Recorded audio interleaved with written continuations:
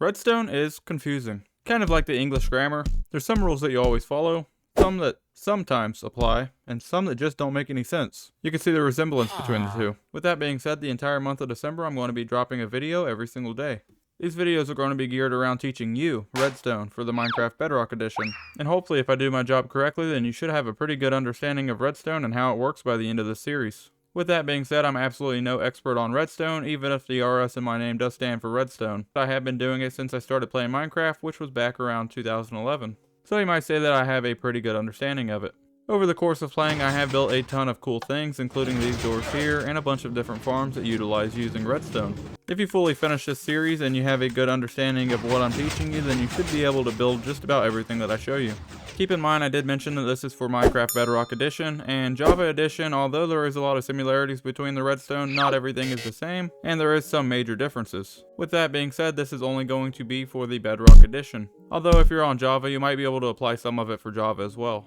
With there being a ton of parity going on between Java and Bedrock Edition at the moment, then anything that I teach you may be subject to change inside of the future, so make sure that you keep up with the changelogs, that way you're notified of any changes made to any of the redstone components. I'm going to try to keep these videos as short as possible, that way they remain digestible for you, that way you're easily able to understand these and you don't get overwhelmed. I've also placed a world download down inside of the description, that way if you want to follow along with me, you're able to, or if you just want to get on here and tinker around with what I have behind me, you're more than welcome to. I will also be placing a link for the Bedrock wiki down inside of the description below. The wiki is a great source of information and can show you the intended functionality of each and every block inside of the game of Minecraft. With the amount of blocks and redstone components, it's next to impossible to memorize all of these and how each one of their intended functions work. So it's great to have that wiki for a source of information to fall back on, that way if you ever get stumped with a particular redstone item or an item in general, you can fall back on that and find out its intended functionality and get your redstone contraption up and running. With that being said, if you're anything like me, then somebody can tell me something until they are blue in the face, and I'm really not going to get a grasp on that until I'm actually able to put it down and physically do it myself. So I do encourage you to download the world download, and I also do highly encourage you to take time and go inside of a creative world. Start placing down blocks, levers, redstone, pistons, and anything else that you would like, and just play around with them. See how they work, see how they function, see what they can do, see what they can't do. And over time, you're slowly going to memorize all of the functionalities of these blocks and components and how they interact with each other. In this video, we're going to be going over redstone dust, how it's used, how it works, how it's destroyed, and pretty much all of the other aspects that you need to know about redstone dust and signal strengths. Where I'm placing this line down here, this is going to be the second lesson on the redstone series, and in that lesson we're going to be going over redstone dust and how it interacts with other blocks and other components around it. If you're enjoying the video this far, then help me out and drop a like. It really does help out the channel and it helps new people find my content. Also, I have set a goal to reach 1,000 subscribers by the end of the year, so if you want to help me reach my goal of 1,000 subscribers, then please consider subscribing. It would be much appreciated. Thank you. One last thing to mention is I'm going to be going very in-depth inside of this series, but I'm going to be starting as basic as you can get and working our way up there. We're going to be starting on simple stuff like how redstone works, and then we're going to be working on different contraptions that you can build with redstone. Now looking in front of me, this is one huge contraption here, and you might be very intimidated by looking at this with the first glance. However, this is all just small redstone components that are all put together in such a way that they do what you want, when you want them to, and without interacting with the components. We have a bunch of different wool blocks here, or colored blocks. You can use concrete also, in order to distinguish what circuits do what. That way we have all of the components nice and organized. This is a fully automatic bookstore that I built about a year ago, and you might be familiar with this if you ever saw my previous videos on the Conjuring Realm. Now I pulled some of this away just to show you the redstone underneath, however this can all be achieved by using redstone.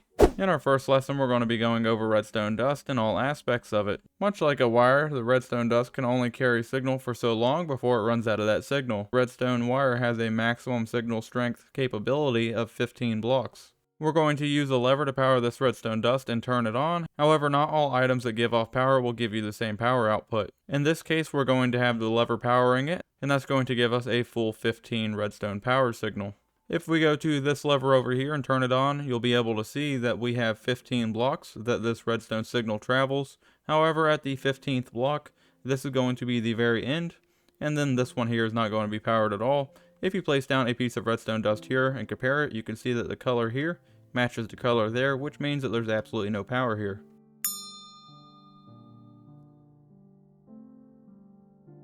Well, what happens if you get to the end of this and you still need more redstone line? Well, that's where this redstone repeater comes in over here. We're going to get more into redstone repeaters and other different components later inside of the series. However, for a basic extension circuit, all you need is a redstone repeater. And that redstone repeater is going to take whatever signal strength that you put into it and turn it into a signal strength of 15. So in layman's terms, if you put a signal strength of 1 into here, it's going to turn it into 15. If there's a signal strength of 5 in here, it's going to turn it into 15. If there's a signal strength of 13, it's going to put out 15, and so forth. As long as this has power, it's going to be putting out a signal strength of 15. Which essentially means that you can power this and then extend this as far as you want, as long as you have a redstone repeater that is within 15 blocks of the last power source.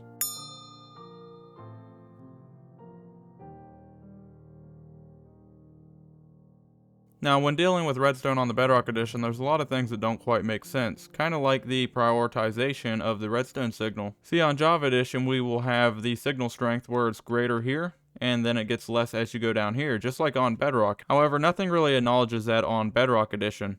So if you're on Java, this one, since it's closer to the power source, should technically have priority over this one because it's powered first. However, on Bedrock edition, if they're both hooked to the same line, they're both going to be powered at the exact same time. And that often leads to them fighting over each other, trying to figure out which one has precedence over the other piston. With that being said, if we wanted this circuit to work and to be reliable, we could take a repeater and place a repeater inside of here. And this repeater, like I mentioned, we're going to go over that in later parts of this series. However, even if we put this in here on a 1 tick delay, we do still have a variance, and although it does help some, there's still randomization there, even though this piston on the back is technically 1 tick behind this piston. However, if we put this on 2 ticks, then that should make a nice reliable circuit and allow that front piston to always go first. Some of the cautions to look out for whenever you're using redstone is having the redstone dust destroyed. A few ways that this might happen is if you have a piston misplaced and that piston happens to collide with the hitbox of that redstone dust, it's going to remove that hitbox and break your redstone, and that's going to of course stop the signal on whatever that's powering. Another way that this can happen is a redstone's worst nightmare whenever you accidentally break into a block of water and then the water comes slowing down, ruining all of your redstone. You might notice that a lot of my redstone contraptions are built up 1 block from the floor, and this is the reason why, because it mitigates this from happening, and it minimizes the damage that the water can cause, because it's not a flat surface for the water to flow over. With that being said, if we have redstone dust, the redstone dust is not waterloggable. So as you can see, I put the water inside of there, and it just flowed down and broke that, and now it's flowing over here inside of this block because it's 1 lower. However, there are different redstone components that are able to be waterlogged, such as the redstone repeater, for example. We can place that down, we could take a bucket and waterlog that, and that's going to stay underwater without breaking off as an item. We can also remove that, remove the water, and then place that back down, and then we can test it with flowing water, and that's not going to break it off as an item either. Something that is very handy to know is how to break off redstone signal. Because we're not technically hitting the hitbox on either one of these redstone dust, it's not going to break the redstone dust at all. However, if we take this piston, because it's a transparent block, if we power that piston, it's going to push this across, and technically it's going to break off that redstone line. But because this is not an opaque block, and it is considered a transparent block, then it's not going to interrupt the signal, and as you can see, our redstone lever is still powering our redstone lamp.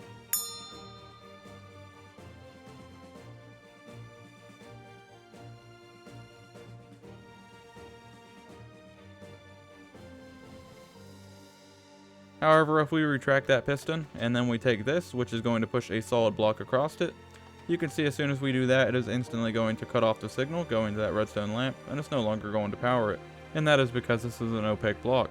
You can kind of think of these two different types of blocks as transparent and solid blocks to kind of make it easy to remember. So that would mean that this piston here is pretty much the same as putting a piece of glass over it. It's just going to flow right through it and not cut off the signal. Redstone dust can go up, and it can also go down. Well, kind of. Let me show you what I mean. Behind me we have 2 towers, which is effectively taking the redstone dust and raising it all the way up until it powers those redstone lamps up there. If we go over here to the one on the left and we hit this lever, it's going to power the redstone all the way up here and power that lamp at the very top. If we go down here and turn off this lever, and then we go all the way up here and turn this lever on, you can see it does the same thing but in reverse, and that means that redstone lamp down below is going to light up when it's being powered from this lever up top. For that reason, this is one of the most efficient and best ways on the Minecraft Bedrock Edition to make a two-way redstone line going up and down. And that is because these are a transparent block that you can place redstone on, and that means that you can essentially have the redstone dust crawl up and pass through the cracks of the block without it being cut off by an opaque block. This setup here is not a two-way setup. If we go down here and we turn on this lever, you can see that that's going to power the redstone going all the way up here and power that lamp, just like before. However, if we turn this off here, and then we go all the way back up to the top here, we're going to have to place down a lever here. And then we turn that lever on, you'll see that we have the redstone dust going over and powering this one here. However, it's not going to power any of these that's directly below the power source here. Well guys, that's going to wrap up lesson 1 from the series. I hope that you learned something new, and I hope that this video helped you out. Tomorrow we're going to be going over how the redstone dust will interact with different blocks around them, and how it may or may not power things surrounding them. If you want to check out some of my farms that you can build with the different redstone things that you learn here, then check out the video on the left hand side. If you're just looking for some kind of entertainment, then I highly recommend checking out the video on the right. Thank you guys so much for watching, and I'll see you tomorrow. Bye.